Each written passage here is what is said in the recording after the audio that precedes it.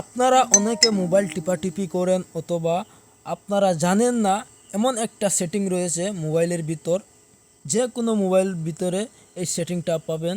আপনারা যে কোনো ব্র্যান্ডেড মোবাইল হোক, যে কোনো কোম্পানির হোক, তো এই সেটিংটার কাজ কি আমি বলে দিই আপনাদেরকে।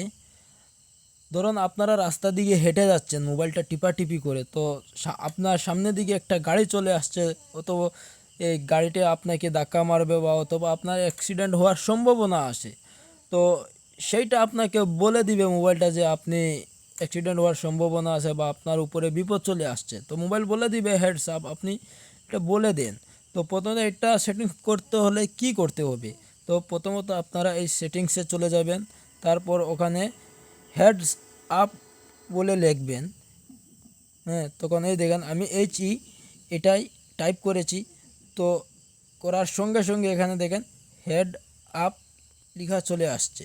এই যে দেখেন এখানে এটা এইভাবে অফ থাকবে, তো আপনারা এটা অন করে দিবেন।